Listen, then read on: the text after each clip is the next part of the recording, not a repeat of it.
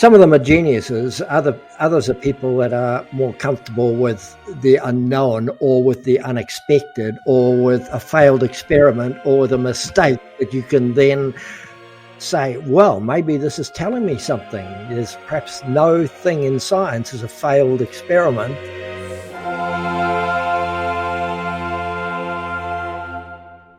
Welcome to the Shape of Dialogue. Today I have a fantastic guest, research Professor Mike Berridge from the Malaghan Institute here in Wellington. Welcome, Mike. Thank you for joining me on the podcast today. Good to see you. Hello. Yeah, it's a great honour to have you on. Now, to start, do you want to tell us who you are, what type of research you do, and just a real brief outline? And then I thought we'd talk about your origin story, because it is quite a fascinating one. So, yeah, what do you do for a living?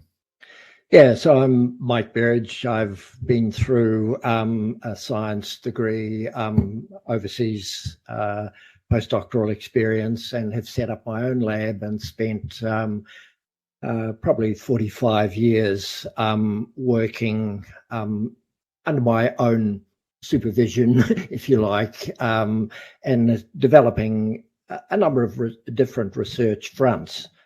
So it's really a long career in science that has been in one institution that has changed directions to some extent a couple of times. But my basic stem cell biology program has continued through the early days to the shift to a much stronger immunological focus, understanding how the immune system interacts with diseases, and with some emphasis now on vaccine development, which obviously is going to be a focus in the current science climate. So yeah, I've had a career that has been quite varied. I have shifted from an initial interest, 4 years in plant sciences and trying to understand plant growth, to working in developmental biology, embryonic systems, trying to understand how molecular programs play out in development.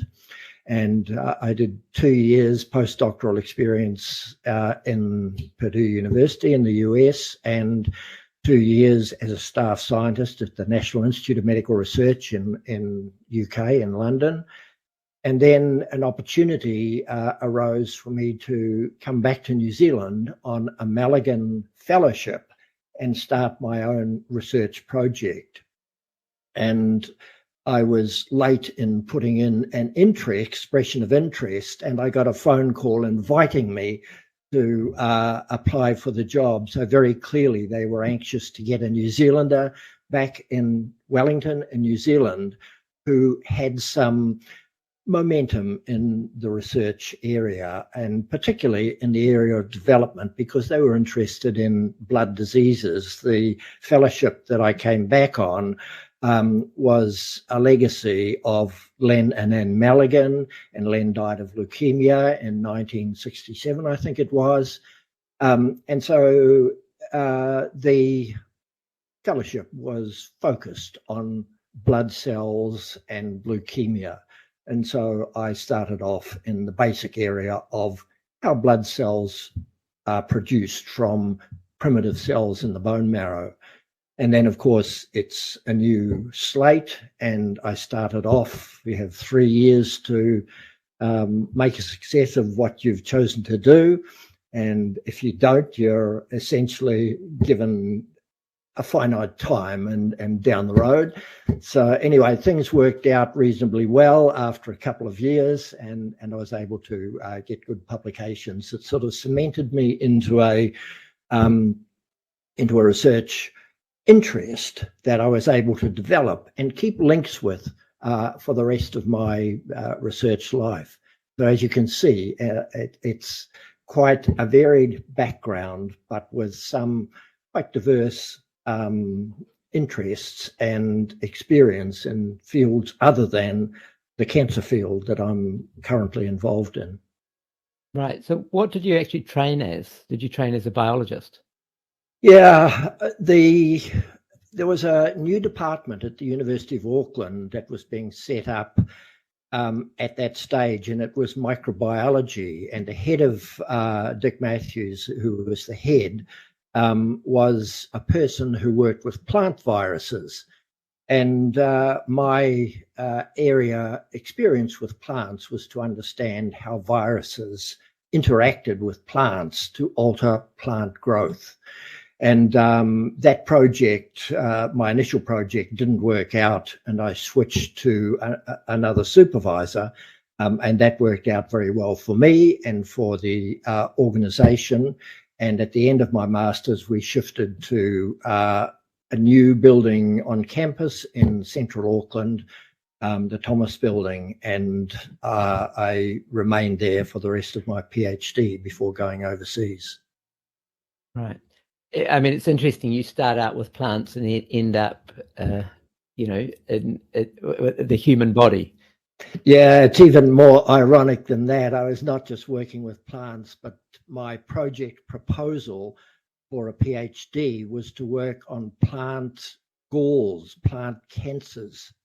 So, and it was funded by the New Zealand Cancer Society. So Wow.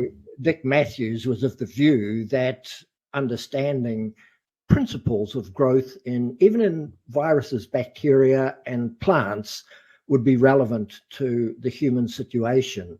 Now, that would be an absolute no-no nowadays, but the funding in those days, they were looking for people to do work, and we used a bacterium to induce this gall formation in the stems of tobacco plants. So I was funded by the Cancer Society to work on cancer or tumors in tobacco plants to try and cure tobacco plants of their growth, abnormal growth. So yeah, it was a really interesting project that I couldn't get going, so I went back to further develop the work I'd done in my master's, which was also on plant growth. But we worked with tobacco plants and Chinese cabbages, wongbok, and just tried to understand the way in which plants responded to one group of plant growth hormones, and those were the cytokinins.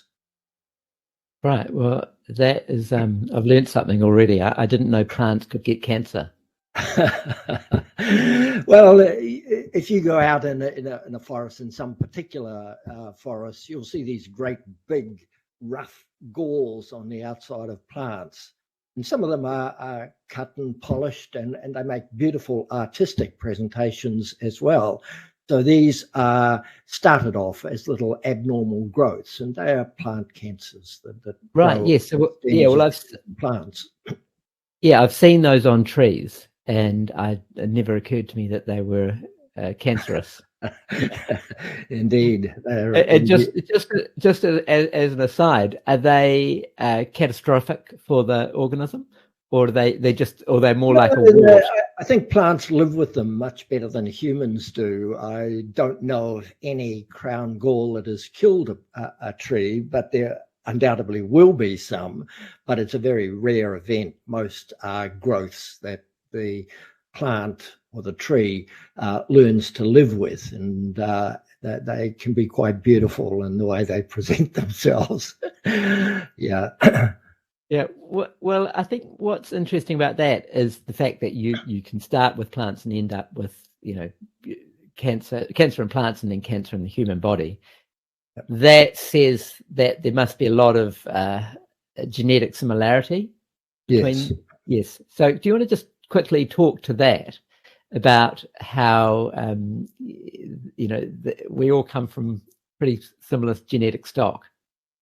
Yeah, well, of course, that was the main contention within our growing institute in Auckland, was how microbiology could contribute information or knowledge on the human situation. And there were people who worked with animals, when we were at a very primitive state of understanding how genetic information played out in terms of development.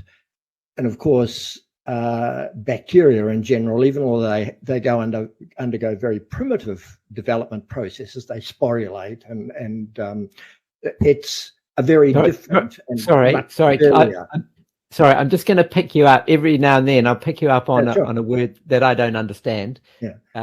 Because if I don't understand it, probably other people don't. Sporulate. They form spores. Right. And those spores can blow around in the wind, just like pollen from plants. Right. And those spores can last for years, hundreds of years, thousands of years sometimes. Oh. And there's a whole science behind both with pollen and with bacterial spores of seeing what's out there that can give us information on the evolutionary history of microbes. So we were they were linked, but there was this contention with our institute as to whether people that worked with very complex systems like mice, as an example, a model of human biology, whether we would really be able to solve any of the problems when the basic understanding of genes and genetics and how information was translated, and even the genetic code hadn't been perfected at that stage. So these were days when, the whole area of DNA structure of our genetic information and how it played out in development was at a very primitive stage. And there was certainly a very strong argument for developing the basic science around microbial genetics and understanding bacterial processes mostly, and which are easy to work with genetically, as opposed to humans or mice, which have 20,000 genes and an enormous genome. Obviously they're keeping it simple means you've got less work to do. So there's always this tension in the institute as to what the appropriate direction was in an institute that worked with plants, plant viruses, had a microbiology section that worked with the basic microbes, E. coli and so forth, and there was the immunology group and a group that worked with mammalian immune system development. And so that played out in terms of the way in which the tensions within biology at that stage were came to the front, I think. And they were part of the environment of how you're thinking, how you were trained, what you learned, what knowledge was. Right. We're talking 1980s? Yeah, talking about the late 1960s, 67 through 71. So it was a little earlier than that. But by 1976, I was back in New Zealand, in Wellington, and was beginning to set up my own research project, which was based on red blood cell development and the leukemias that were associated with red blood cells.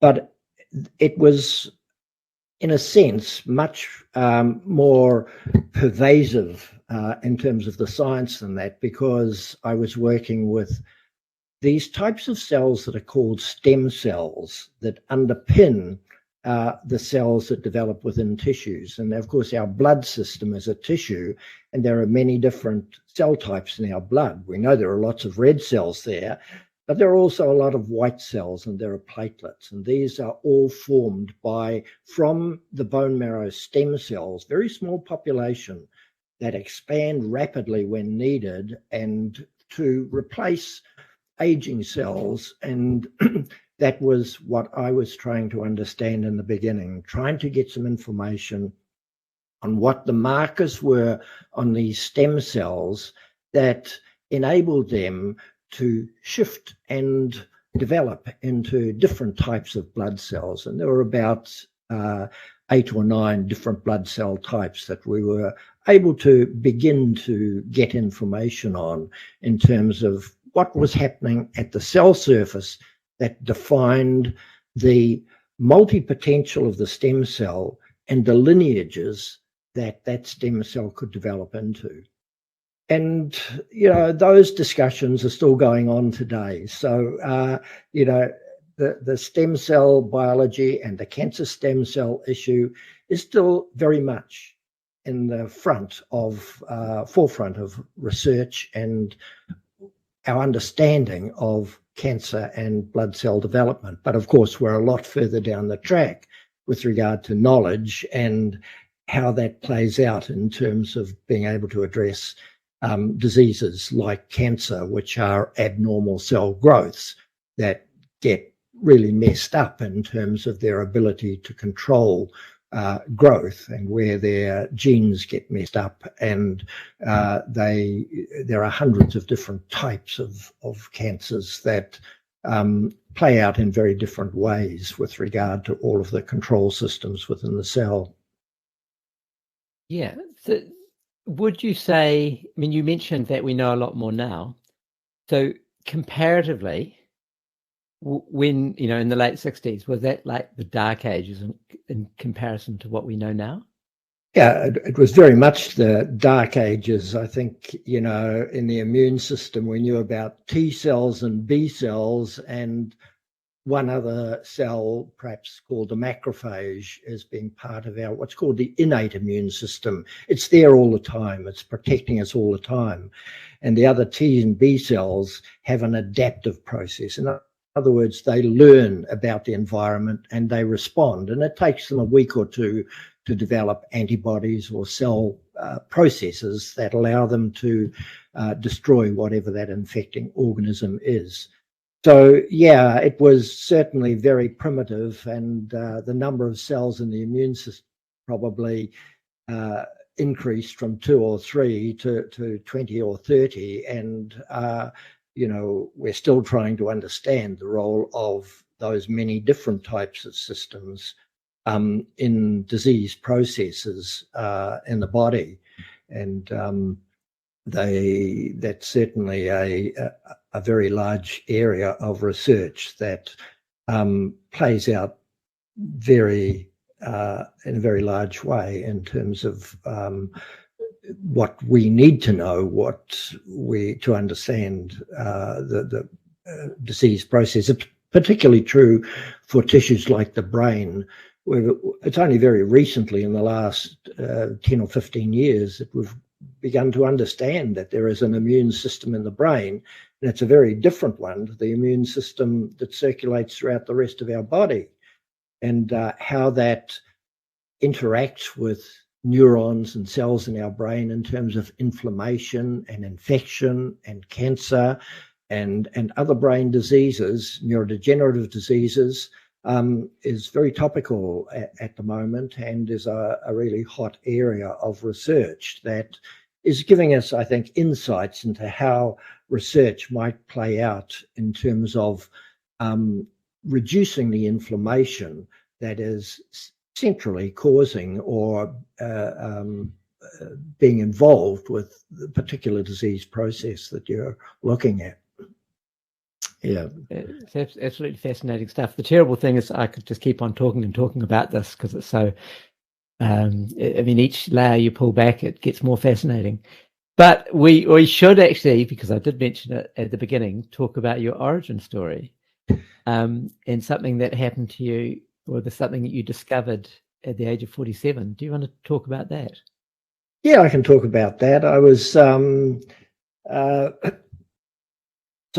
I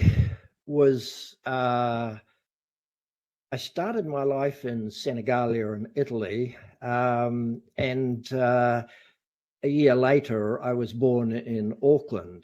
So this was at the end of World War II. And we grew up as a family in the Northern Wairoa district area of Northland. spent the first 5 years in a little town called Naumai, which you may have heard of as the Kumara capital of New Zealand, and which has been subjected to enormous damage with the Northern Wairoa River flooding and so forth just recently. And then we shifted up to a small town across the other side of the river to Dargaville. And so I spent the first 17 years of my life in rural and small town New Zealand. And I was one of a family of 3 boys. And my parents were very much involved with physical things, trades. My mother was a seamstress, trained in Auckland, and my dad had developed some skills around drainage, farm drainage. And so he had big, heavy machinery. And we were brought up very much as part of that heavy machinery workload, where we were observers of this clanking, noisy equipment that damaged our hearing. But we sort of loved that. And of course, the other part of our experience was very much farm and rural life, where Dad's brother out in Rahia had the farm, and Dad had put his money into a small business with an Irishman. So, yeah, that was my background, and that's the background that I knew until I guess initially the age when so there are 3 boys I mentioned. My older brother was adopted. I was adopted, as can be inferred from what I said, and my younger brother was a natural birth. And so we have 3 completely different genetic backgrounds, 3 boys growing up in one family. And and people with very different temperaments and very different abilities in terms of school and sport and motivation and temperament. And we learned to live and to get on. We had our own interests, and those developed. And then when my elder brother was 17, he discovered that he had been adopted and that he hadn't been told. And that was a rather unpleasant time. And he left home and did come back off and on to do a trade. But he was... Sorry, at that time, so he found out... He found out that he had been adopted. Yeah, but you didn't. To believe at that age, which would have been 16 or 15, and nor did my younger brother, we never questioned our background. You are brought up, you are within a framework of understanding that you are part of that family, and you feel secure and comfortable within that, and it doesn't become an issue. And even when my elder brother found out, and it obviously was a big thing to him, because he felt he had the right to have known this from birth virtually. That was perhaps modern thinking, going back into that era. But, you know, I never questioned my heritage, even though the 3 of us look very different. And my younger brother didn't either. He was in the same situation as me. He had no knowledge. And in fact, when I was 47, the story came out, because when my mother was, that's my adoptive mother, was in a care home, my younger brother started to look through diaries because he wanted to understand a little bit about his birth. Of course, these areas were not discussed in family situations, and even more so in our family situation, because this was something that there had been agreement with right from the start, that there would be no contact with birth parents, no attempts. That was a very different environment in those days. And the choice was really one of the adoptive parents, and the birth parent relinquished all rights at that point in time of adoption. So we live in a very different era. And of course, so we just grew up understanding that Tony had been adopted, and but that we were just part of the family. And then, of course, after my brother found out that, my younger brother, that his birth had been followed the normal processes that you would expect, to Copa Hospital at the right time, he said, well, I wonder what's happened to Michael. So he looked through the diary on the 4th of February, and Dad remained, Mum had gone down to Auckland, or been taken down a week or two earlier, and Dad remained working on Muddy Creek 2, draining these farmland drains to keep the water flowing. So very clearly, this was a very different situation. And then Dad went down to Auckland, and then it was written in the diary that I had been picked up from a home in Auckland and taken out to, both Mum and Dad had relatives in Auckland. So that became very clear to me and to my brother when I was 47 and he was a little less, that he was a natural birth and I was not. And of course, we knew about our older brother. So, you know, I had 47 years of my life where I had no idea at all that I was anything other than part of the family. And that was the important thing to me. I'd left home, I had a life overseas, and I'd come back to Wellington in New Zealand. And I guess the sort of security, or having developed a lifestyle and life that you're comfortable with, and with kids and so forth, you know, it's not top of your mind to go probing into the past to try and find out the details. But of course, those details did come out, and I was able, within a couple of years, I was able to find my birth mother, who was a charge nurse in surgery in Christchurch Hospital.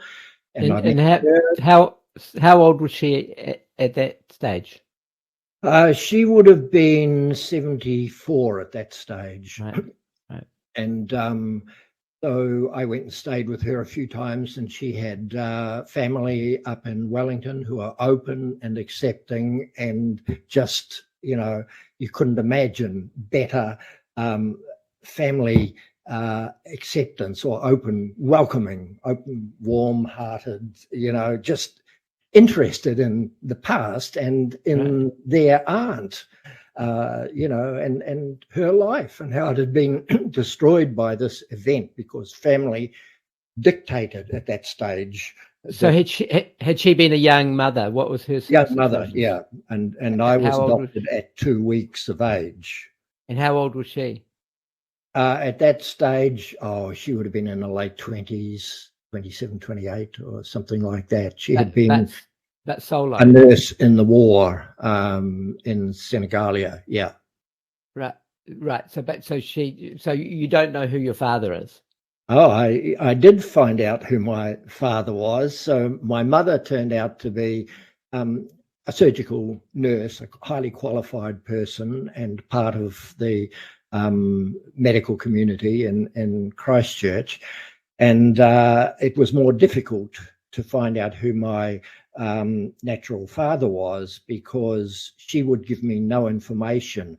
So the brick wall that was there with my adoptive parents was also there with Jan. She was not prepared to provide any information whatsoever that would uncover an area of her life that she was obviously had buried and didn't want to be brought out again. But the woman she was living with gave me sufficient information that through the medical school library, I was able to find a GP with the correct name in Rotorua. And once when I was in Dargaville, I called him up point blank and asked him if he had been in Senegalia in 1944, and if he had known a Jan Turnbull, and both those he answered in the affirmative. And I said, well, that makes you my biological father. And wow. He, there was a long silence, but he was extremely professional and warm and accepting, asked me to send the birth certificate, my original birth certificate. Of course, I'd traveled the world on a half birth certificate, which did not give any real information about my birth, but just gave a date. So that sort of was part of this reinforcement of my being someone different from who I actually was. So yeah, I found out an enormous amount within those 5 years about myself, discovered my natural family, and of course maintained links with my adoptive family and all my real cousins who I'd grown up with. And there are still one or two of them alive, and I still keep up contact today. But I think this highlights a very interesting aspect of my life, in that I spent 47 years, you might say in ignorance, but in a different world with regard to my understanding of who I was. And my life developed with no background at all, and in a quite different way to what I might have expected, being brought up if my adoptive parents had been my natural parents. And I went down to university and eventually ended up in the area of medical research. My father, as I mentioned, biological father, was a GP in Christchurch, in Rotorua, and shifted to Christchurch. And yeah, I had 5 years of relationships with him and his family, who are well-known people in the community in Christchurch and up north. And yeah, it was all, for me, something that worked out perfectly. For my older brother, it didn't work out quite so well, although he, again, when he was, I think, about 70, he came out to visit us, and he found out who his natural parents were, or natural mother. But of course, he never was able to locate his father, who was an American Marine in Auckland at the time that of his conception and birth. Did you say he came out? He discovered that at 70. Yes. No. Well, he discovered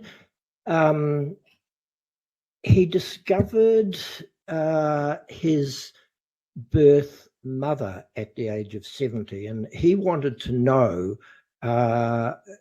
Because he had some health problems, and he got in touch with me at the Malaghan Institute, and I got the information that he was trying to get in touch with me. And when I got in touch with him, he had a number of health conditions that might have indicated that his mother was an alcoholic.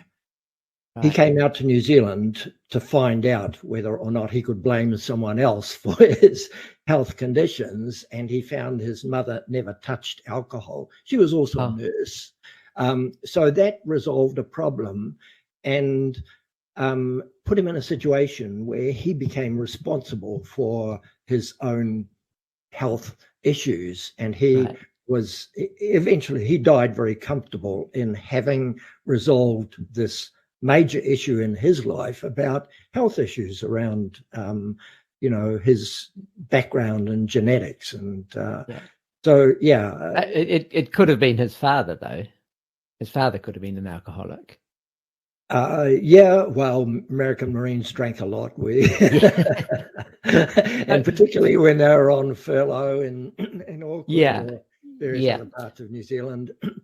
The fetal alcohol syndrome is more associated with the mother than the father. You are right. I get it. There is not. It can have a contribution from both sides. Yes. Sorry, I understand now. I thought you were intimating that he had alcoholism problems. No. Yeah, so it was sort of fetal. What do you call it? Fetal alcohol syndrome. Yeah, that's right. Yeah. Right. So both of you were products of amorous relationships in times of war. Absolutely. Yeah. And one would suspect. I remember listening to this woman who was I think she was a war correspondent, and she was talking about in times of battle. Lovemaking is quite a good way of getting your head into a different space. Different space, yeah. So that's interesting. Yeah. So you said you were right. So you were conceived in Italy, but you were born here. So your mother came out here. Okay, I'm just trying to put she would have been had a dishonourable discharge from the nursing corps. At least that's the way the Americans handled their nursing corps, and I presume New Zealand and Australia was rather the same. Anyway, she was transported shipped back to New Zealand to sort out the issues that she had to face. And of course, her family were fairly conservative and demanded that she behave, or they would she'd be discommunicated. She'd be they wouldn't recognise her as a person, and these were intolerable. It's difficult for us to understand people in that situation, but that's the way things played out. And I was very lucky that she was after my birth, she went and stayed with in fact, the head of the New Zealand Blood Transfusion Service in Remuera, a guy called Sir Jock Staveley, who founded the Blood Transfusion Service, and he looked after her for a while and ensured that she had the right care and recovery phase. So she was very lucky. And in fact, it was that contact through Jock Staveley that enabled me to find my birth mother through a contact of his in London. So it sounds all very convoluted, and I'm sure there's no way you're going to remember the details of it, but it's a really interesting story, and it plays out in helping me understand who I am and why I'm perhaps so different from my adoptive mum and dad, and why I'm so different from my two brothers. I mean, it's a great story. You should sell the movie rights. I mean, it is. It's an absolutely fascinating story. It's got sort of so many interweaving components to it. Yeah, it's a pretty much a happy story. I mean, there are some pretty rough times were involved as it played out, but when you look back, it was and not everyone's lucky enough to be, and it is luck. It's just the way things play out in life, and and you take your opportunities. And of course, being in the area of health and medical research, I convinced myself that I did need this information about who my birth parents were, because I had a right, and my kids had a right, to know what their genetic background was and whether there were any issues around genetics and other aspects of life that might impact them. So this became more important. It was not initially very important, but it became important as time went on, and pushed me to get sufficient information from social welfare and from records to be able to pursue that investigation in a very successful way. Well, it brings us to the question of nature versus nurture. You touched on it, and it's absolutely fascinating. You came from a farming background, big machinery. I can just imagine it in Dargaville area. Your natural parents were both medical professionals, and obviously, very capable people. And you end up in science, and in a medical affair rather than driving diggers. Yeah, exactly right. And it plays out in terms of career, which is sort of what we're talking about now, and how science careers develop. And the development of my career had nothing to do with any knowledge about my background or about anyone pushing me in a certain direction. But, my adoptive parents wanted me to have the best opportunities. And so I was able to take up those opportunities when they arose. Went to university, and there was always encouragement and a little bit of support for as much as they could afford to sort of keep me doing what I was good at. And sometimes it didn't work out. I overextended myself, and sometimes, it worked out beautifully. And when you look back, you can appreciate each little bit as being another layer that added to who I was, and really realized my genetically driven potential, as well as, of course, the imposition of the social and upbringing aspects that were very real as well, because almost 50 years of that knowledge, and being part of a quite different family network from what I ended up having, two family networks that are very different, but very supportive of who I am and what I am, and very concerned, because many people in a small town knew I was adopted. And they knew my older brother was before adopted. You did. Yeah. Years. So that the whole town kept it we were at secret. school, and all my cousins knew when I was very young. Wow. They Unbelievable. were sworn to secrecy, and Wow. how well they kept that secrecy, I wouldn't know. But even if they had said something, they would never have said it. It just would not have come out, because it was, part of an agreement. It was irrelevant. No one ever thought about those things. You were part of the family, and why would anyone, other than in anger, say something or divulge something? Someone would have to have a reason for doing this, and that never played out. Do you know the film The Truman Show? No, I don't. So it reminds me of The Truman Show. The premise is the lead actor, which is Jim Carrey, is actually his whole life is being filmed, and he lives on this island, and all the other players are actors.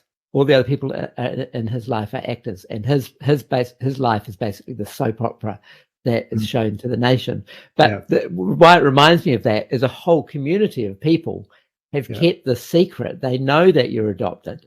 Yeah. But I mean, it's sort of almost the ultimate conspiracy theory, isn't it? And that kept it very much. Quite amazing that it didn't ever slip.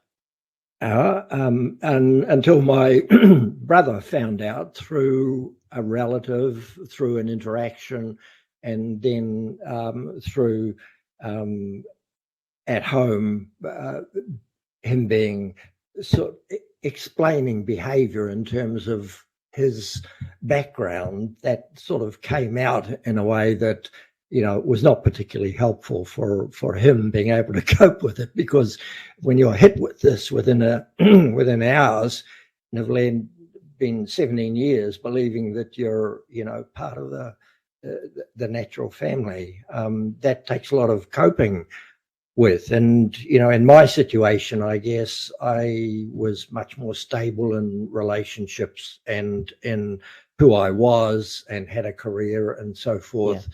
And so it played out in a rather different way. And as I mentioned, I wasn't even highly motivated to start off with to begin that discovery process. But when I got into it, I became much more motivated and had a bit of success, I suppose. Yeah. So so where would you fall on the nature versus nurture? I mean, and just to clarify, I mean, that dichotomy, it doesn't have to be a dichotomy. I remember I went to a lecture at Auckland University with quite a famous scientist. She's a psychologist, Alison Gopnik, and what she said is it's a dance between nature and nurture. Yeah. But I have twins. I have a boy and a girl, not identical, obviously. Although it's amazing how many people ask you. You say you've got you say you've got twins, a boy and a girl, and they say, are they identical? And then I have to explain why they're not. But that's a sort of it's been a natural experiment, because they are so different in almost every way, shape, and form. I mean, they've got obviously commonalities, but it's fast, because I've always been interested in this, in the nature nurture debate. Yeah. When the twins were born, I was very much on it's all about nurture, and now they're grown adults, I'm very much swayed to the nature side. What's your opinion on that topic? Yeah, well, very clearly the nurture stuff is, I was brought up small town, and when I left, I began to find my own way and to question some of the value systems, some of the religious belief systems, and small town sort of psychology is very different from city and the world. And so it was a big learning experience. And so my thinking, my understanding of who I was changed a lot from that nurture period, and the subsequent to home nurture, to the bigger picture of just consolidating who you were in terms of, family relations, and maintenance of those over another 30 years. And then all of a sudden, you're put in quite a different situation of having a much broader understanding of who you are, and being able to see it play out in terms of family and your kids and so forth. So the nature nurture thing is very clear boundary here, but of course I haven't rejected my nature or changed it at all, but it's been a progression, it's been a growth, it's been an evolution of understanding myself from those first 17 years in Dargaville to the next 10 years when I was in Auckland and overseas, and then the following years when I was lived in Wellington, family. So there's been, it's sort of, you can compartmentalize it into you are what you were nurtured to be, and you find yourself, and everyone does that between 17 and 25, and some people never find themselves and stay in ruts. And then after that, there's a long period of consolidation of you trying to maintain most of those relationships, and then you find that who you are is rather different. Everyone is absolutely fascinated by this because all of a sudden you become someone different from what they thought you were, not from a cultural background perspective, nature perspective, but from a bigger perspective, looking at sort of a whakapapa. Yeah, very much. And sorry, and just for any international listeners, whakapapa is a Maori word for essentially genealogy, isn't it? Yep. Yeah. So just to finish off on this, I think just touching on what you were starting to talk about, the psychology. So one day, you're the son of your rural parents. Yeah. Yep. And then the next day you're not. Yes. So psychologically, what was it like? Did it feel like you'd fallen off the cliff? Yeah, my brother he found out before I did, because he'd been through these diaries and he now had evidence, rock solid, in writing that this is your adopted parent's son. So he was younger brother, he was their son, and he was the natural. Yes. Yeah. And he soon after or just before I was going to catch a flight to Wellington, he decided to open up with this bit of information very tentatively. And he really was a bit concerned about the effect it might have on me. Now, I didn't think that it had that much of effect. He thought it had a dramatic effect. So we differ in the way I nearly missed the flight back to Wellington, which is not surprising because there was a lot to talk about. But yeah, it affected me, but not as dramatically. It was a slow process of learning the fact, to start off with, that I had been adopted, the fact that my genetics was going to be different, and that I might or might not find, my birth mother and adopted father. And then birth father, and then slowly, I guess, as the picture played out, I sort of became comfortable and grew to be comfortable with both backgrounds as being major contributors. So I don't think any one is greater than the other. I guess that if my birth mother had kept me, that would have been a very different situation. The only way she would have done that would have been to go to Australia. So I'd been a little Aussie.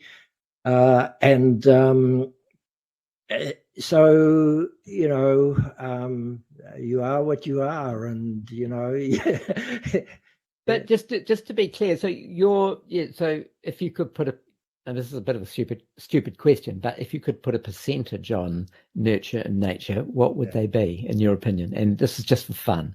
We're not doing a scientific experiment here. Yeah, well, certainly in terms of interests and career, it would be 80%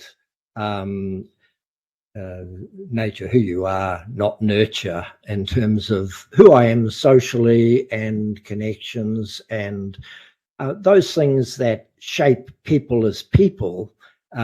It's probably 50-50. Right. That's interesting. Quite a few years ago, I listened to a talk by Steven Pinker, the Harvard psychologist. He says the science shows that parenting has a 5% effect, which it sounds wrong. Yeah. But at the same time, again, looking in my anecdotal experience of having twins, same parenting, two different outcomes. Yeah. And just for my kids, 2 fantastic outcomes. So yeah, if they're listening, and I mean that from the bottom of my heart. I couldn't have had better people as children. Yeah. I like to think it's 100% parenting. Yeah. Well, it's. I don't think you can underestimate the contribution that genes make, but then again, for every gene, there is going to be what's called an epigene, or something that influences the way that gene behaves. And of course, this can work out in terms of development psychology, brain development and function. And you are trained. Your system, your genetics are entrained, and you can interfere with that a little bit. But I think that there is a lot more of the nurture component than what we think, but the genetic component is very variable as well. And I had 2 birth parents, say, who had sort of the same psychology and direction, and whether I had some imprinting of that or whether it's purely genetic, I have no idea. But there was certainly the way my life played out, right from my being reasonably successful at school in an academic sense, and then learning to succeed at university, and I'll term it like that, and then getting some interest in research, and biological systems, and then going on to development and understanding human blood cell development. All of those things were, you can sort of see a reinforcement each change or each shift that you make. Those, I guess, cumulative reinforcements end up with you as you are. So I can see this as a dynamic sort of a process that is ongoing for the whole of your life. And of course, from 70 on, it changes again, because, you know, the way in which you age changes, and a lot of that is under your control, but a lot of it is genetic as well. You can't get away from this dichotomy of nature, nurture, but it's worth thinking about. It's there, and I guess I've been pushed to think about it a little bit more than most other people. In a sense, it's actually quite an important question, because if you're like myself, when my children were born, you put an enormous amount of resources, both real and psychological, into thinking, oh, it's so important what you do. And it's, you know, the kids must have, you know, be this, that, and the other thing. They must have all these activities and all that sort of stuff. But if I was parenting now, I would be much more relaxed and think, okay, this person is going to turn out to be the person they are, regardless of what I do. I can only help them, succeed, or help them amplify what they already are. I heard an economist talk about it. He was talking, I think he had twins as well, and he was talking about, you know, like a stress ball. You know, you can squeeze the stress ball, you know, from parenting. So let's say, like a tiger parent, you know, you're squeezing this, and you're squeezing it into a different shape than a sphere. As soon as you let it go, it returns to a sphere. And so that's what he was saying. If you try and be too, what's the word, defining of what your kids are going to be, once they leave home, they'll actually just revert to who they're going to be anyway. Yeah, things have changed in that respect over a few centuries, where kids were always expected to take on the profession and the wealth or otherwise of the parent, and no more so than sort of in the UK, where you've got this very hierarchical system. And I think that there's people, when they get the constraints taken off them, of course, some won't know where to go. Others will become themselves, and some people will go off the rails. You know, maybe they're going off the rails as that's who they are. That could well be who they are, and so their upbringing may better have been directed at accommodating, a wider variety of choices and options than what they were pushed into by someone else giving them the choices or making the choices for them. Yeah. Well, I don't think we should touch on this, because we'll spend 5 hours on it, but it comes to the free will debate. You know, do we have free will? Or don't we have free will? And just for fun, what's your? I'll ask you what your position is on that, and then we'll move on to your science.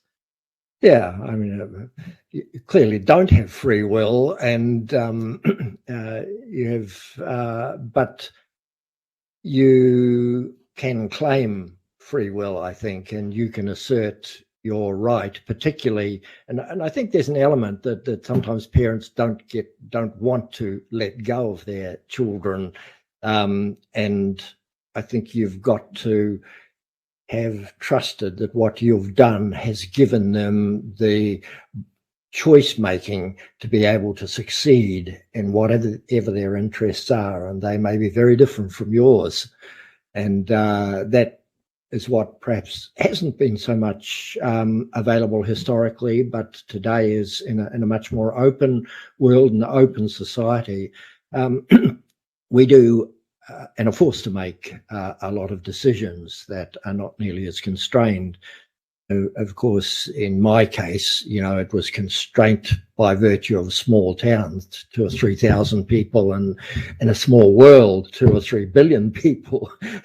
and today we have a very different situation. And how many children look after their parents these days? Well, some, but not very many. And that independence is partly the parents' choice, but it's also a whole lot of lifestyle changes that we've had to adjust to, and which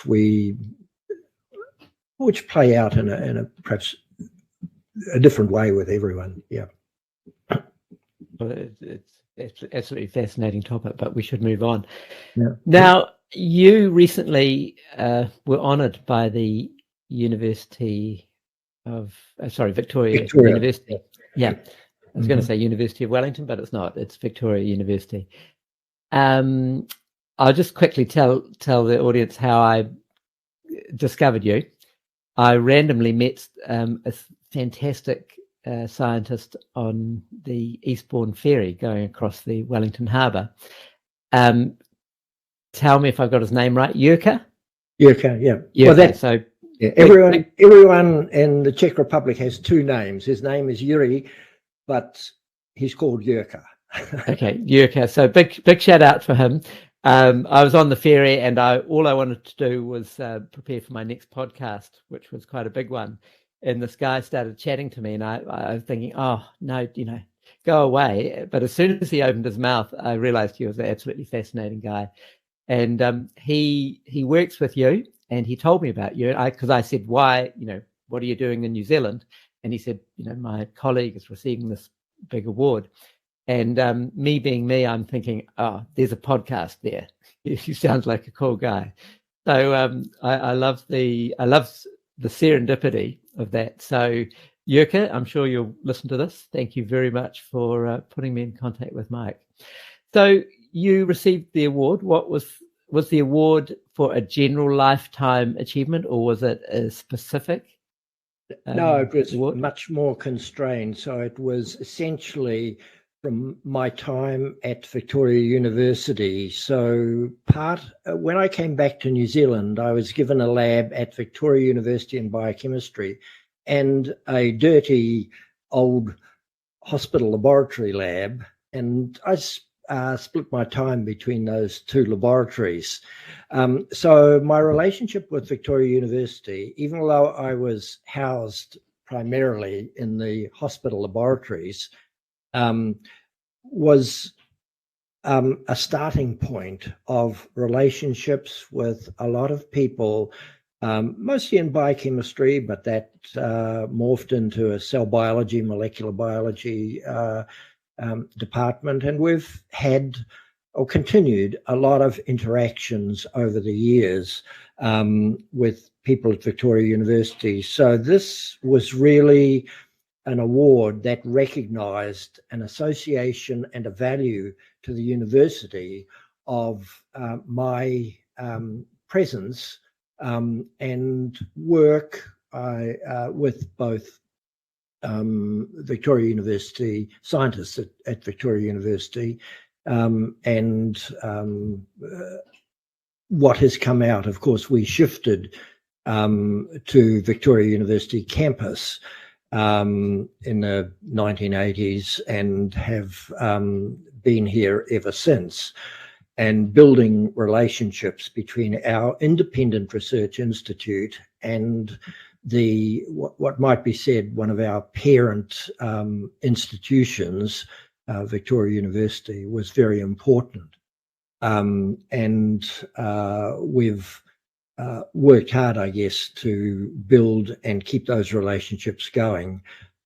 So it was really a recognition and a highlighting of the way in which those associations had led to sort of internationally recognized science advances that were very important. And Yurko would have talked a little bit about the latest, which probably started about 15 years ago, when I gave a talk in Prague, and he listened, and I don't think he was that convinced that the story we told there was going anywhere.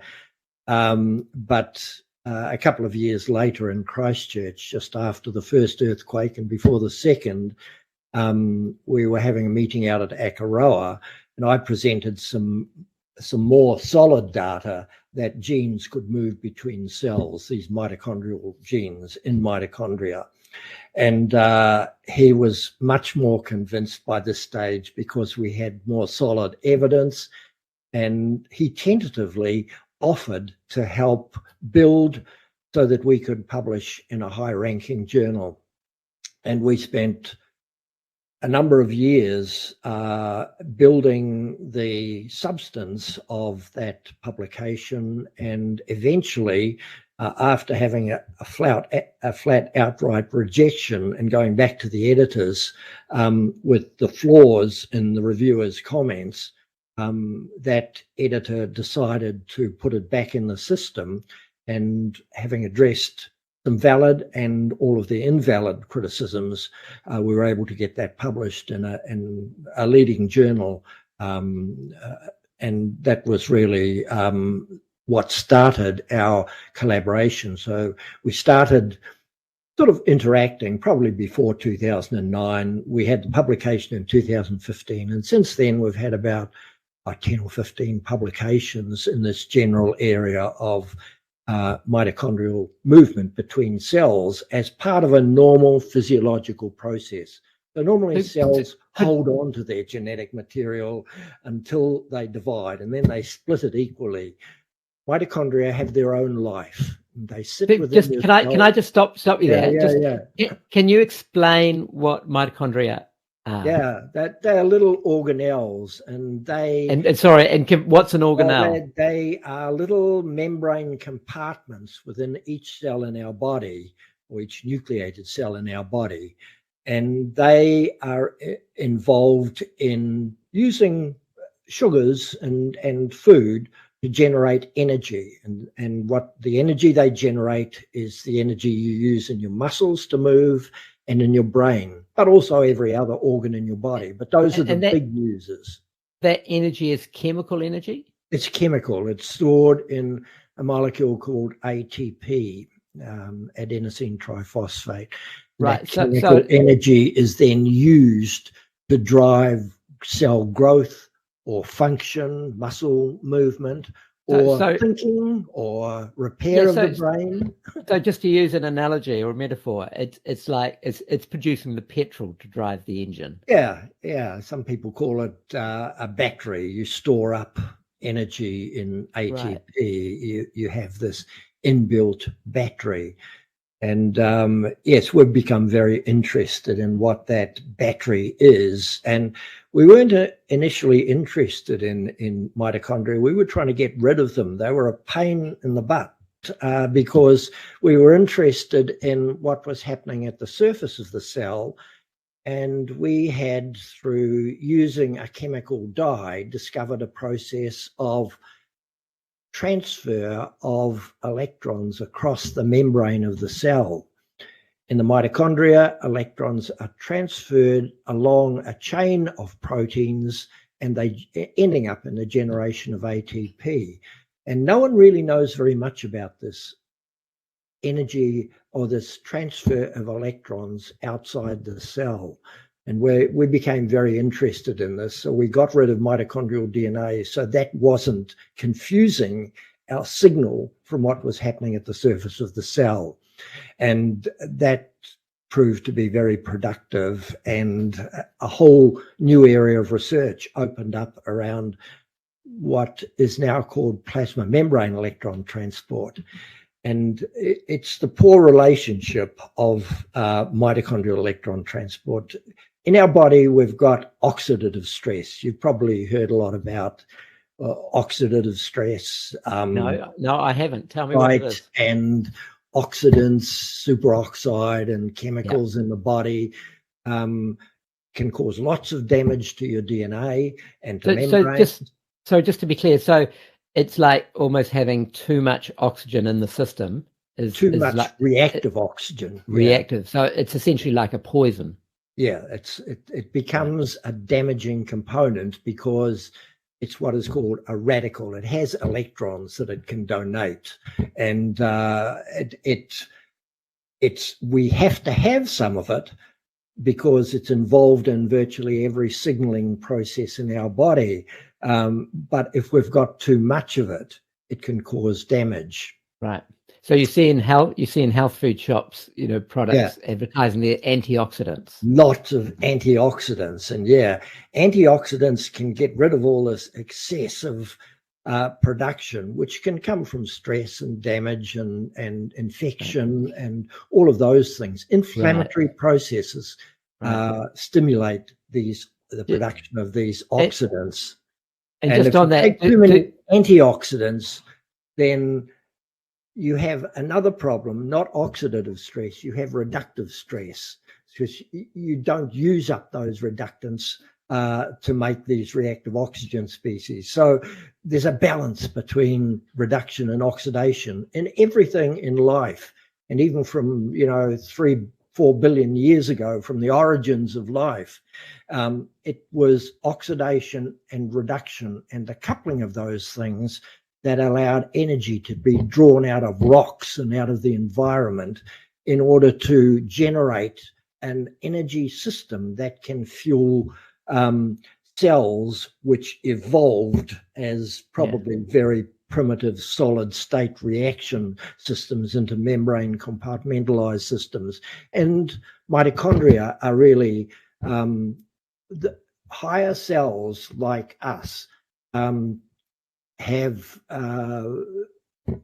mitochondria and mitochondrial DNA that originated from an event a couple of billion years ago where one cell took up another one. One was an archaeal cell, a very primitive cell, and the other one was a proteobacterium. And that proteobacterium had the ability to burn a bit of oxygen. And then over, hundreds of thousands of years, that evolved into an energy-producing organelle, whereas the rest of the cell still had this system in the membrane, in the plasma membrane, that could be involved in one way or another, but had very little ability to generate ATP. And that ATP that was used for very different purposes, more for signaling purposes between cells. So we became interested in these processes of energy production within cells. What happened when you got rid of the mitochondrial DNA, which we could do quite simply chemically, but we can do it genetically as well. Is that going to tell us about something about the way that cells in the body and abnormal cells in the body, like cancer cells, use energy in the different stages as they go from a primary tumor through to into the circulation and then spread to other organs, the brain, the liver, the bone marrow, and so forth. So we know these energy changes in the use of when the way that energy is generated occur, but they occur differently in every situation with every different cell type. And we need to unpick this and find out how it's playing out in cancer spread, because it's the spread of cancer that kills in 90% of cases, not having a primary, which could be resected, cut out, or treated locally. Yeah. So our focus on metastasis has become quite central to understanding the bigger picture of cancer and advanced cancer, because if you can stop that primary tumor from moving into the bloodstream, or small numbers of cells moving into the bloodstream, and then those cells fixing in the liver or the lung. By fixing, I mean just residing, being strained out by the liver and lung and sitting there, and then being able to learn to grow in another environment. Then you would have solved the cancer problem. And there are lots and lots of people working on different ideas, and we've been able to apply our mitochondrial transfer ideas and some of the tools we developed in that to begin to unpick this area of metastasis, to understand the nature of the major contributor to cancer deaths, and that is metastasis. Whether we'll be able to interfere with that in a way that's helpful, we don't know, but that's the nature of research. You never know what's going to come out of basic understanding of biological systems. 50 years ago, people would have laughed at you if you'd talked about genes moving between cells. And 20 years ago, we had a Royal Commission on Genetic Engineering, which was absolutely adamant that we weren't going to, that genes didn't move between cells, and that they were highly compartmentalized, and that interfering with this process could be disastrous for the world. Right. In fact, it has not been disastrous for the world, and it has constrained the development of a lot of technology in New Zealand, and right. It has deprived us, I think, of a lot of opportunities.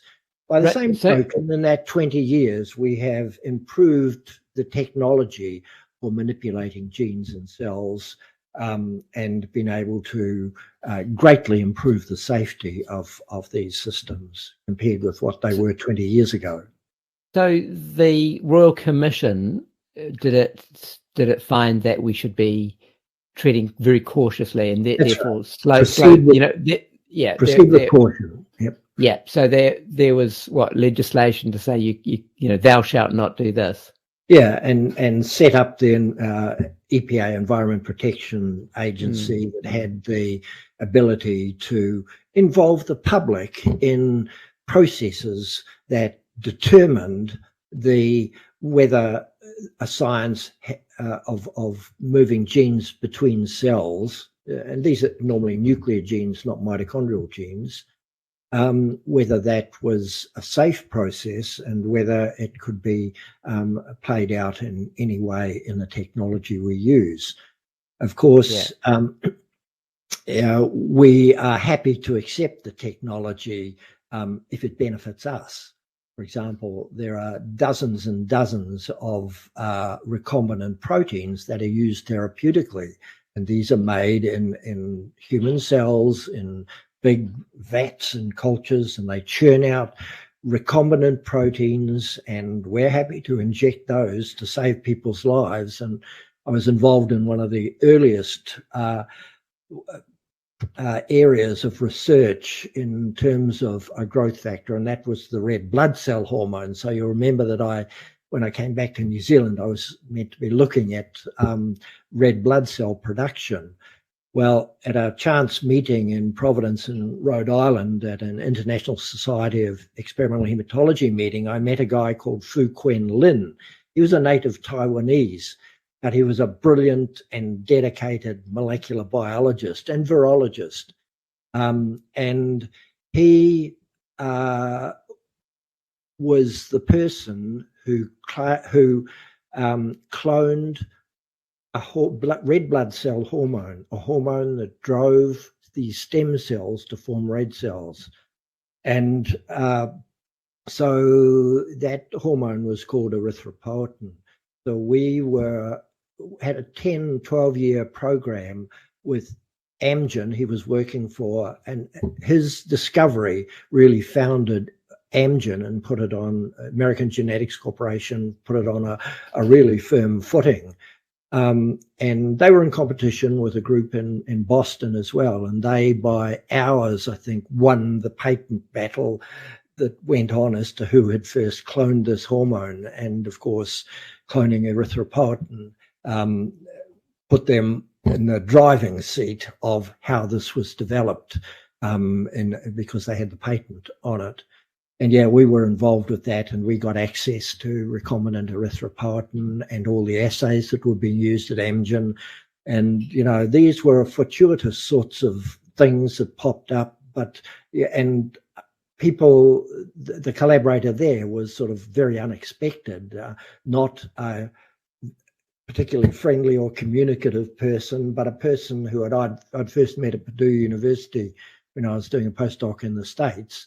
And yeah, we sort of got together and decided that, there was value in us collaborating and working together. So that was a really exciting area. But I just throw that in because it relates to our use of a recombinant protein.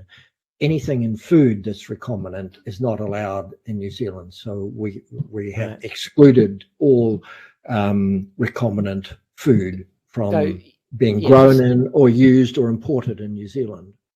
So just to be clear, recombinant essentially means genetically modified. It's derived by genetic engineering procedures. And the gene may be absolutely intact, unchanged.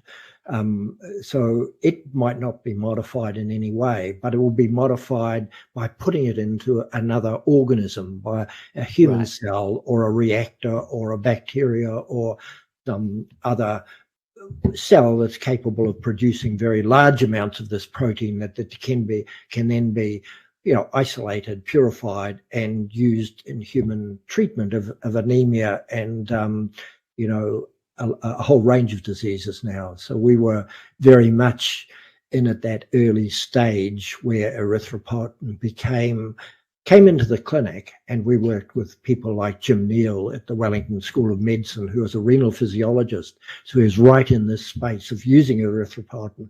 We used to go and pick up all of his bent erythropoietin vials that had a little bit of erythropoietin in the bottom of it and use it. You could never do that these days, but those things, and we were using them in rat and mouse studies. And we why couldn't you do that now? Because you would need to go through, you need PC2 labs, you need constraints. Any genetically engineered protein or organism needs to have physical constraints. They're not allowed, so any escape into the environment, your lab is virtually closed down. Yeah, it needs to be hermetically sealed. So would you agree that this is a good thing, or is it actually a constraint on progress? Oh, it's an enormous constraint on progress, and it targets a technology, not the issue of health and safety. So that means that we are at a big disadvantage because of the cost, number one, and the ability to use these things. We still use lots of recombinant proteins, and we can do virtually what we want if it's approved by, we can genetically engineer a mouse or bring genetically engineered mice in. But they're treated as if they were going to wipe out New Zealand if they got loose. And of course, nothing could be further from the truth, because every laboratory mouse that escapes doesn't survive in the wild. Yeah. Cats love nice, gentle mice. Well, yeah, I think the life, you correct me if I'm wrong, in the wild, the lifespan of a mouse is very, very short. Yeah, it's quite short. In the lab, it's 2 to 3 years, but probably nearer a year or 4 months. And if I've heard 3 months. It could well be that. If you look at all the litter sizes and look at how many of those survive, of course, some of them would be devoured by parents, and that's quite common in biology. So if you took all of those, litter size versus how many get through to whatever the age is, 3 months is not unreasonable. But a year is probably, those that get to breeding age, probably a year or so. Yeah, I'm really interested in the story of China. I mean, China's been a 2,000-year-old civilization, and 400 years ago or so, they were the pinnacle of technological achievement in the world. Yep. And there was then followed by, I don't know if it's slow or rapid decline, by sort of bureaucratic shutdown, bureaucratic constraints, and closing themselves off to the world. So I'm always concerned about bureaucracy impeding research. Yeah. Is that a valid concern, or do you want to talk about that more? Yeah, I think political systems and the way in which bureaucracies and highly bureaucratic systems can constrain progress and research and knowledge generation is a real issue. And we sort of work in a very the science philosopher Karl Popper was very sort of interested in that distinction between political systems and science. And of course, he was very opposed to communism because of certainly back in the days when he was developing his ideas of science, he was very concerned about not only about sort of Marxism, but also about communism. And he was very pro-science and saw these philosophies of life and the way they played out in terms of bureaucracies as being very constraining on knowledge generation and progress. And there's no question that it is. But yeah, we can actually go backwards. I mean, societies have gone. I mean, China's an example, but societies have gone backwards in terms. Yeah, well, the last 20 or 30 years, of course, China has marched forward and become one of the leading. So they've learned how to publish in the top journals. They have a system that supports world leading research now. And whereas they used to publish in science, Chinese journals, now they publish in Nature and Science. And if you have trouble finding a paper in any issue of Nature and Science that didn't have a long string of Chinese names, sometimes from Chinese universities, sometimes from Chinese who have migrated to the US or even New Zealand and are contributing, have become part of the those groups, those colonies. Yeah. Well, I mean, Asian people are highly represented in STEM subjects. Yes, that's true. More than their population would indicate. Yep. One would suspect. Yes. Yep. Yeah. We have very strong relationships, collaborations with China in terms of some of our immunotherapy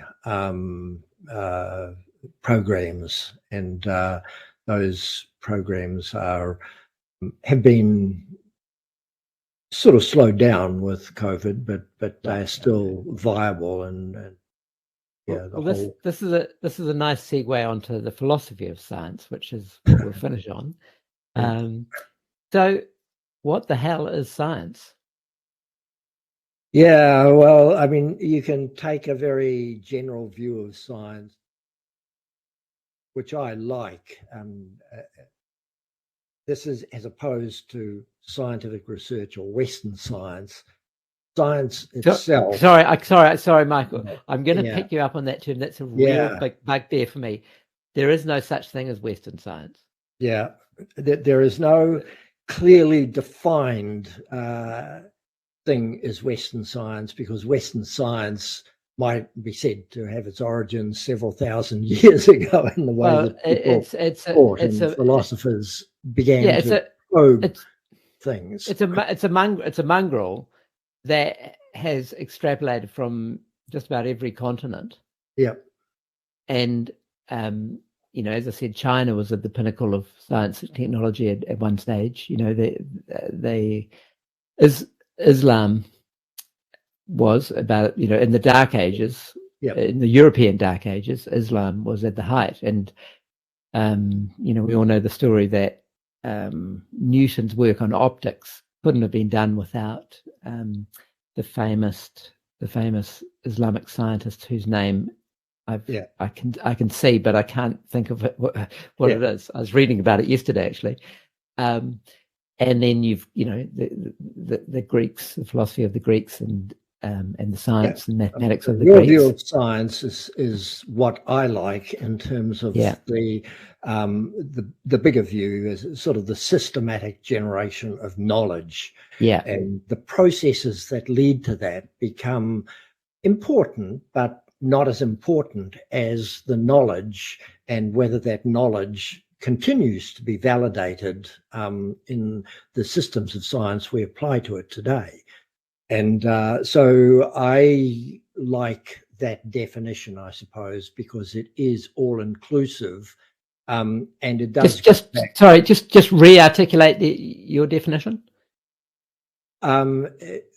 Science is the systematic generation of knowledge. And just explain what that means. Well, of course, it can mean anything in terms of a system, but in terms of navigation or something like this, navigating by the stars, it's experience that is systematically. In other words, you understand the movement of the stars and can use that movement in order to move in different directions. So it's systematic from that perspective. It doesn't use any instruments. It just uses, of course, you need to be able to see the stars, but it's, and there are lots and lots of things, cultural things.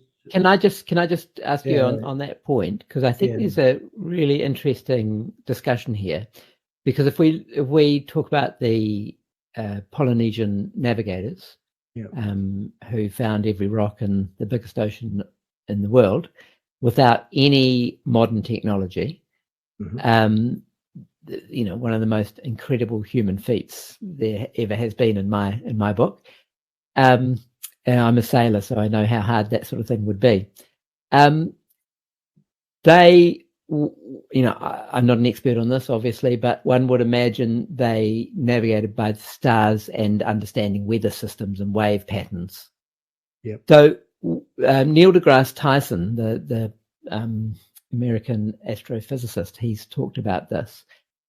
He makes a distinction between that type of scientific inquiry, which is, he calls it pattern recognition. So they're seeing the rotation of the stars, seeing the patterns in the waves, the patterns in the weather. But then he'll go on. He says they know there's that star there, and it moves in this direction. But they didn't know it was a star.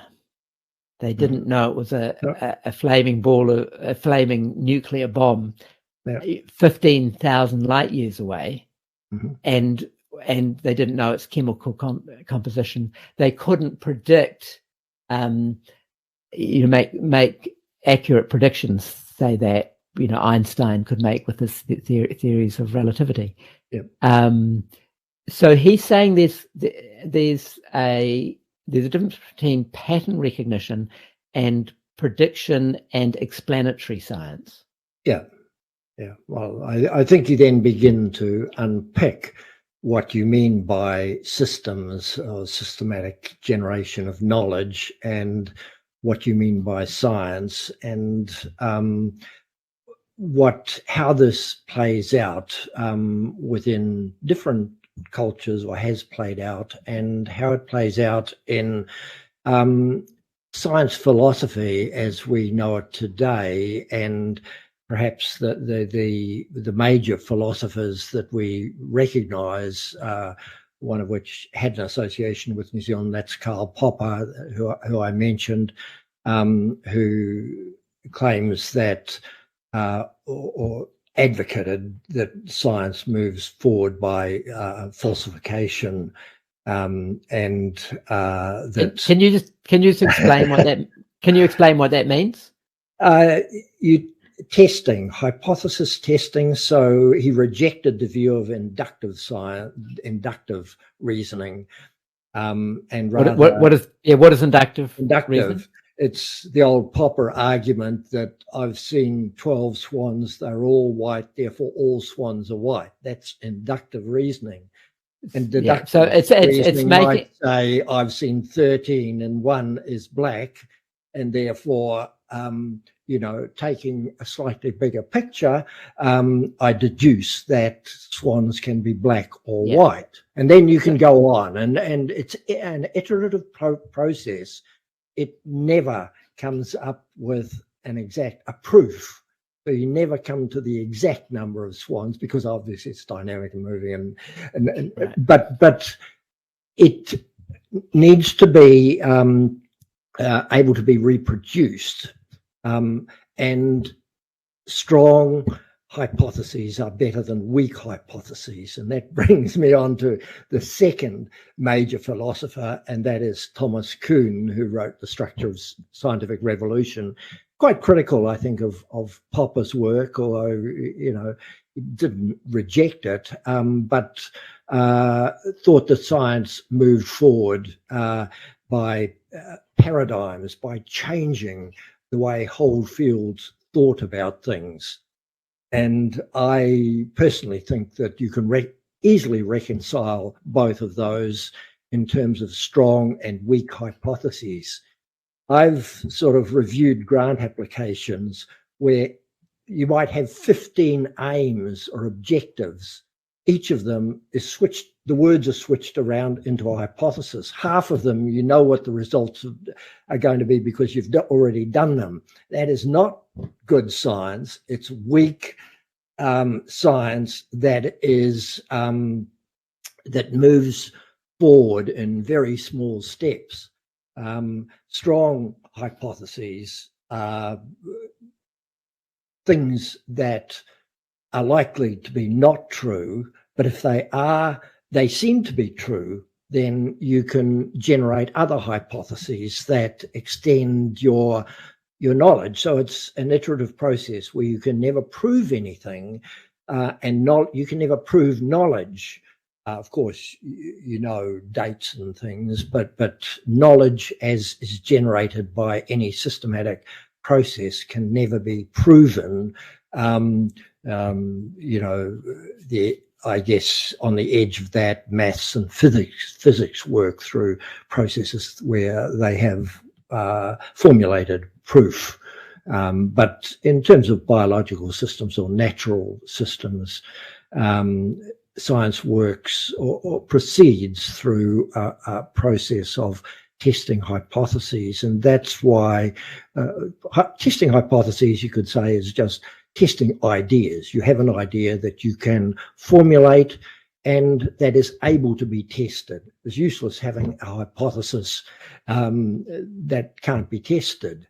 But you can most science can move forward, or much of science can be moved forward by designing sometimes very clever experiments that allow you to get an answer as to whether or not your hypothesis is true or not. And then so it moves forward. So that's my sort of reconciliation, I think, of in a very few words of the Popper view of science, deductive reasoning rather than inductive, and based on falsification rather than proof. And the paradigm, the leap forward that changes whole fields of thinking in science, and we'd all like to think. Your discovery of gene transfer, that is essentially a paradigm shift.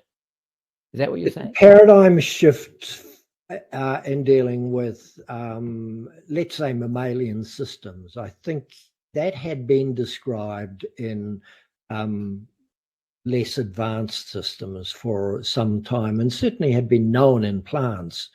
But so I would have to say that our discovery that gene or mitochondrial genes within their mitochondria can be shifted from one cell to another has changed people's thinking now about the way in which mitochondria can communicate with other parts of the body, with the local microenvironment, with other cells, which can so that they can repair defective mitochondria, or where if extra energy production was needed, they can do that, or where damaged mitochondria can be removed outside of the cell and transported to other cells. So all of these things happen and have been shown to happen. And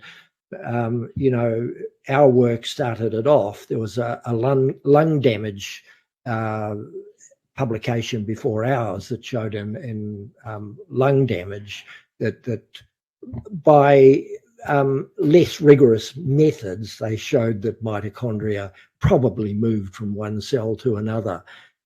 We showed we were able to produce a much stronger argument by using genetics, by using gene markers.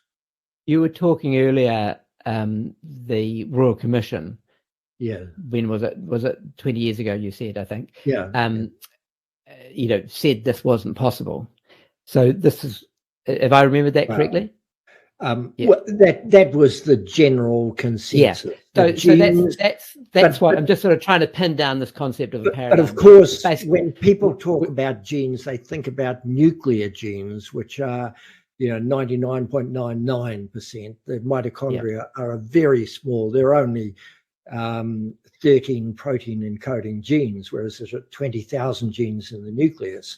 So, you're looking at a different scale, and you're looking at compartmentalized gene that has a completely different biology. It's almost as if it were a bacteria within a cell. It thinks as to how it's going to reproduce itself. And it has developed these sophisticated communication mechanisms for balancing out the needs of the cells and the tissues and the whole body.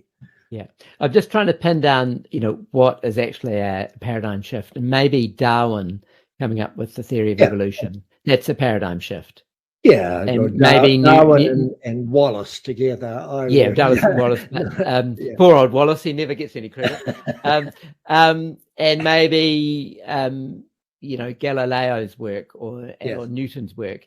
But I've heard Lawrence Krauss talk about this, and it was actually, I think it was Lawrence and Neil deGrasse Tyson, I think. But they were sort of they were less enamored by the concept of paradigm shifts, because really they're saying it's just all on a continuum. Yeah, well, anyway, whatever. I mean, there's the other philosopher of science, famous one, Feyerabend. Yeah. And he basically says, just do whatever it takes. Yeah. To get the result. Yeah. And he views it as a very, sort of hyper creative process. Yep. And he makes a distinction between sort of your worker drones who are making sort of incremental progress, and then I suppose your geniuses who make substantial progress, or they may not be geniuses, but they were the lucky ones to be there at the right time and place. Some of them are geniuses. Others are people that are more comfortable with the unknown, or with the unexpected, or with a failed experiment, or with a mistake that you can then say, well, maybe this is telling me something. There's perhaps no thing in science is a failed experiment unless you drop it on the floor. It's telling you something, and you learn from your mistakes. And those are the key points of new fields where something happens. I can never. Fleming, that's right. Fleming's discovery of penicillin. I mean, that was a mistake. Yeah. So just talk about that relationship of being open to questions, being open to failure. Yeah. And the scientific endeavor. Yeah. Well, and being open to not knowing the answer, to uncertainty. Yeah. Well, I think that's quite central to being more comfortable with the unknown than the known. I might say that many lecturers and teachers are very good because they can communicate what is known. They can communicate knowledge, and that's sort of across the arts and the sciences probably. But people that can question and be comfortable with things that don't fit in with knowledge or that challenge knowledge are things that are going to move us forward, because we become very comfortable in our field of, if it's written in the textbook, it's got to be true. And we know that the textbooks are, people's summary of what the knowledge base is, and a lot of it is interpreted, and a lot of it is not based on sound, but more on inductive sort of processes of this is the way we see it. And so I think you've got to have a pretty open mind in science. You've also got to have some ability to be cross-disciplinary in your approaches, because often it's people in different fields that will come up with the methodologies, the technology, with some other idea or something that doesn't add up. And it could be something as simple as with our dye work, that a dye thrown outside the cell that is not going to get into the cell was reduced outside the cell as well as if it were inside the cell. So how does this happen? And it didn't make sense. And our mitochondrial stuff was really based on stuff that didn't make sense. We had no idea. We knocked the mitochondrial gene out of a melanoma cell, and it was metastatic melanoma, and put it in the mouse. Nothing happened. And then just about as we were going to disband that experiment, after 28 or 30 days, no tumor, no experiment, no result, there was this feeling that there was something growing, just a little bit of a nodule growing at the site of injection. And we kept that mouse alive. One day later, we may have just canned it. But, we got lucky, and that grew into a tumor, and the tumor started growing at about the same rate as it would have 21 days earlier. And so that created a scenario where we could ask questions. Why has this happened? How can a tumor just stay dormant and then all of a sudden explode into growth 28 days later? And the original tumor, we know, didn't have mitochondrial DNA, and we know the parent one grew within 7 days. So all of this stuff raised questions. They were uncomfortable questions. We had quite different ideas as to how this might play out until that meeting in Prague that I talked about, when a guy called Guido Cromer, sitting in the front row, asked a question if we'd tested our tumor to make sure that the tumor cells that grew from these cells without mitochondrial DNA, to test them to see if they actually had mitochondria. Well, we'd done a certain amount of work to know that they did have a mitochondrial protein within them, but that could have come from some other mechanism. And we decided to try and look for genetic markers that differed between the mouse you're injecting them into, and the tumor that had grown from these cells without mitochondrial DNA. And we found, quite remarkably, we found some genetic markers that we were able to use. And if the gene is that of the mouse that you injected it into, then clearly it was from that mouse. If it was the same as the tumor you'd thought you'd knocked it out of, then you don't have a story, because you haven't knocked it out properly. And, those things. And we sort of sat there. He asked us, this guy who is one of the lead people in understanding metastasis now, asked us if we'd done the experiment, and it took us 9 months to do the experiment because we didn't have the skills and so forth. And when we did it, we were very tentative that the result that we'd observed of mitochondrial transfer was not actually that. There was some other explanation. So yeah, it took us another year to get much more solid evidence, and then we managed to repeat our experiments in other laboratories in Australia and in Prague. And so the collaboration built and grew, that we had found something in tumor biology that was quite new to our understanding of the way in which tumor biology played out, particularly in metastatic cells. And we were able to build a picture around that in a way that was convincing enough for other people to begin testing it in similar systems and in different systems and in humans as well. And these all played out, and in brain biology and many different systems. And so this was not just a little thing that was happening. It clearly had a broad physiological base within the body. And so we became sort of listened a lot to what other people were finding, and were able to develop this much bigger picture that this is a natural process that we have inherited through, 1.82 billion years of evolution, where information, genetic information, can shift between cells by virtue of these compartments, membrane-bound compartments within the cells called mitochondria, and that these can play out in terms of, health, disease, and new species. The whole, if there had been no transfer or ability to take up a microorganism that had a different way of generating energy, there would have been no higher organism, eukaryotic cells. And of course, eukaryotic cells took off in the Cambrian when oxygen increased, and these cells that have been sitting there for 1.5 billion years suddenly had the oxygen they needed, and they became very dominant. Well, if that hadn't happened, we wouldn't be having this conversation. We wouldn't be having the conversation. No.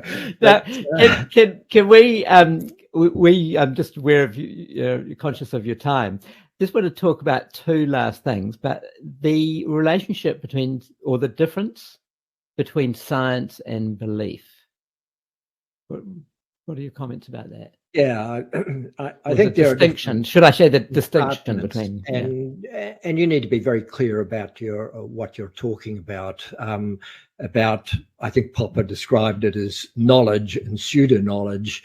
You might call it knowledge and belief, or pseudo knowledge or pseudo science, and then science. And science is perhaps much more rigorous, although clearly knowledge generated without particular scientific principles or ways of generating that information that we use today weren't available in primitive systems, but you could still generate knowledge.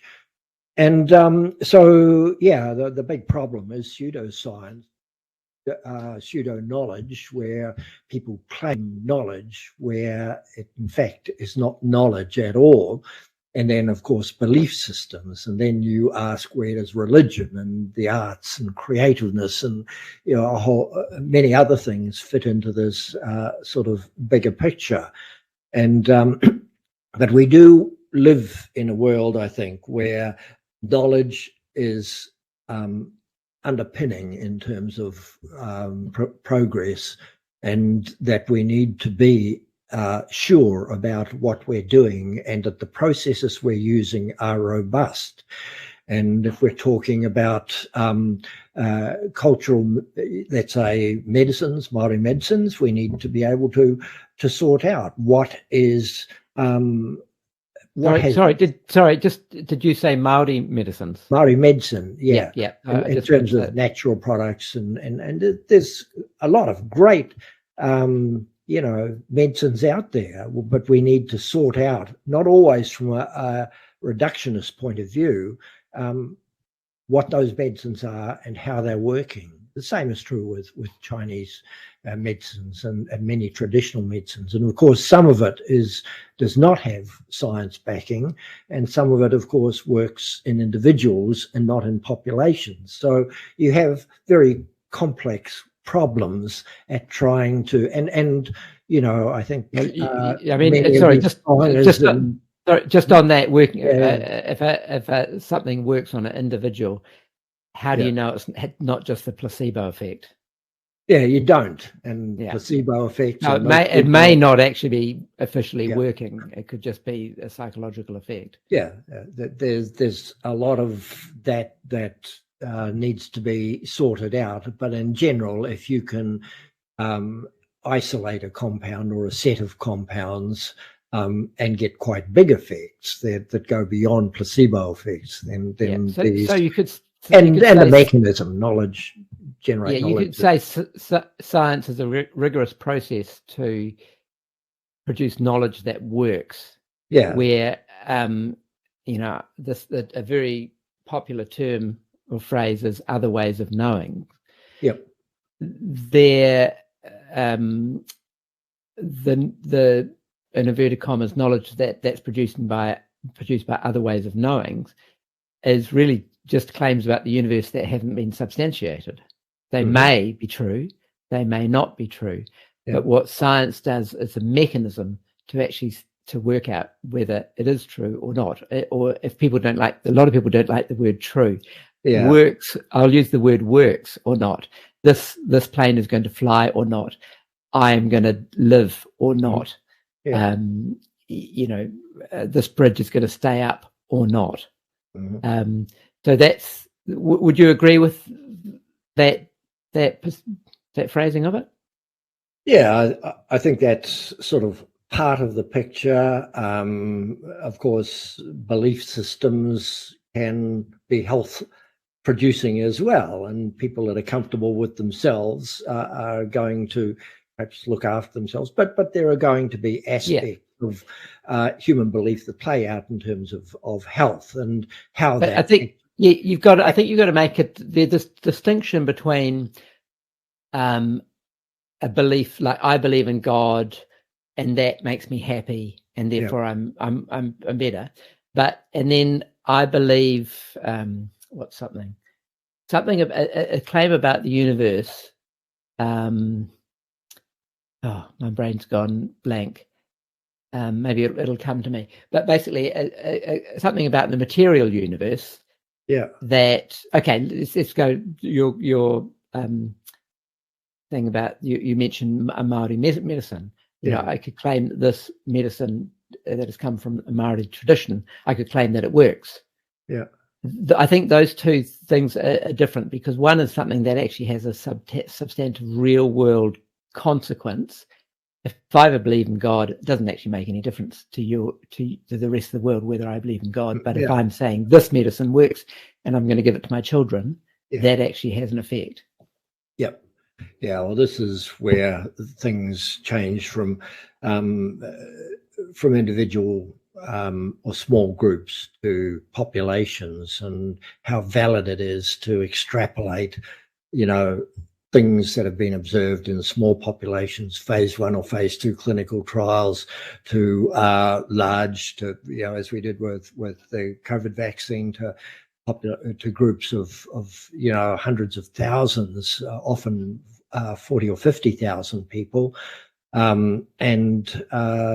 So you're looking at populations, and that doesn't mean to say that everyone's going to benefit in the same way, or that some people are not going to have a negative, but you have a very high probability of getting some benefit from what that is. So, epidemiological approaches or large numbers don't address individual concerns, and this is the whole problem, where you sort of expand your population to a level where there are the results become less clear. And of course, if you get too many side effects, something is not going to go ahead, or it's going to be revised in terms of the way it's produced or something. So it's a big issue, and but there are different ways of validating information and generating knowledge about things from the natural environment that we might use, or things like vaccines or drugs that we might use in treatment. And there are pretty rigorous processes and requirements around the way in which they are carried out, and the nature of the interference that you use in your clinical trials or in your experimental work. Now, final question. Now, I asked this to Richard Dawkins the other day, and so I'd be interested to see what your answer is. You've had a very long, brilliant career by the sound of it, and obviously your recognition by Victoria University is proof of that. In the sciences, do you still feel like a little child looking up at this incredibly beautiful, sublime mountain? Yeah, there's no question. I mean, the amount of knowledge out there is enormous. Of course, you only look at a small window of that knowledge, but within that window of knowledge, which in my case, I guess, is cells and cancer cells and energy production and so forth, even within that, you can see, every experiment you do, there are more questions that arise than there are experiments you can do. So you have to prioritize and you have to be played out. But yeah, the amount of the unknowns out there are enormous. There is a view out there that we know most things about cells and biology now, so why bother doing it? And my argument is very much the opposite argument, that the closer we look at things, the more we realize we don't understand, and it becomes much more a question of systems and individuals. And I think individual medicine has begun to play out very much, understanding what your genetic makeup is and how you're going to respond to a particular treatment, or whether exercise is going to be the answer to your particular health problems, or diet, or whatever. And so it's customizing delivery. Yeah, it's the extent of knowledge, I think. But no matter whether you're working at the cell, the tissue, the organism, mouse or a human or a plant, the questions you can ask or around certain issues are enormous, and knowledge is still, in my view, at a relatively low level in terms of perhaps what you might imagine to be total knowledge. But of course, you don't know what's out there. You don't know what's beyond the earth. And, even on earth, you're very constrained by what is successful on earth. And, we always look at the big things. We don't look at the small things so much. And, microbes, bacteria, archaea have become, that 20% of the microbial life. And, these are the organisms that were here 3 billion years ago, or 3.8 billion years ago, and are inherently part of what we are. And we don't know very much about the history. We can keep looking back into why we are what we are, but that is very slow progress, understanding that. And we can, I guess, look around the edge of what we have. But things out in the future often, are very speculative and almost become part of non-science rather than science. Well, it made Yeah, it made me think. Your response made me think. In a sense, science is a question-generating machine.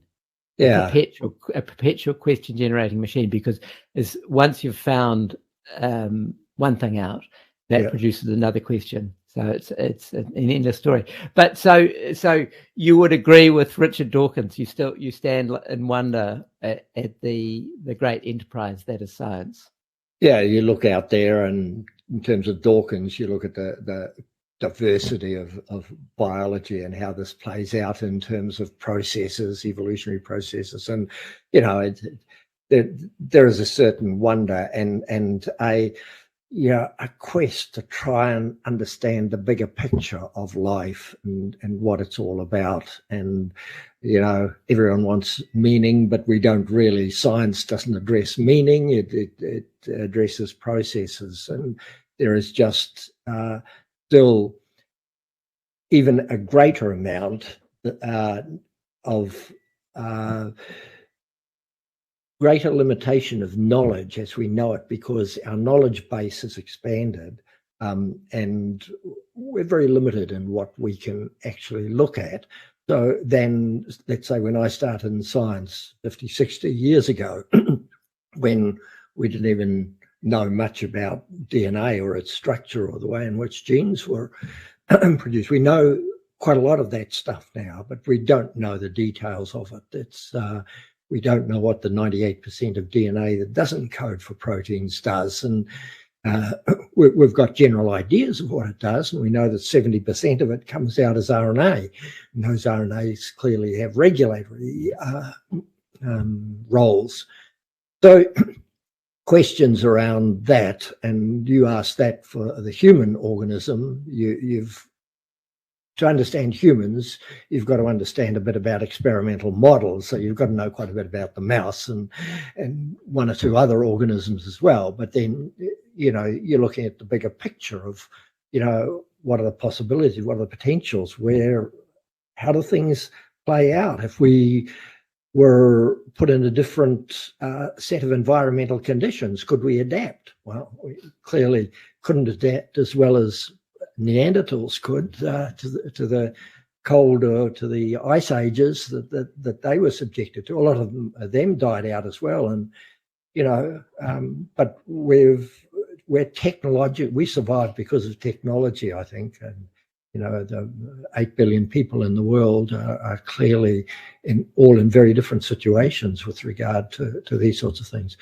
So yeah, there's an enormous amount. You're sitting on the edge of a cliff, looking out at a vast sea of unknown.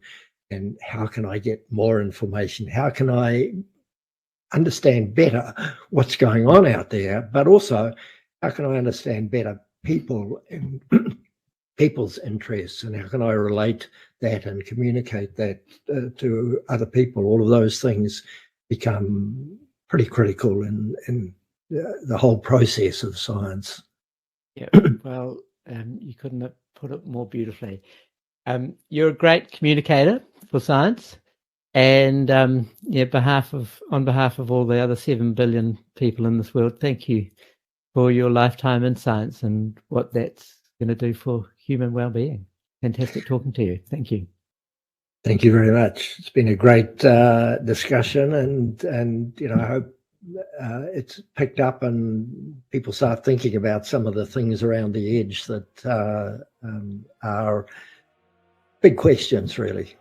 Yeah, life is a big question. Okay. Yeah. Thanks, Mike. Okay. All right.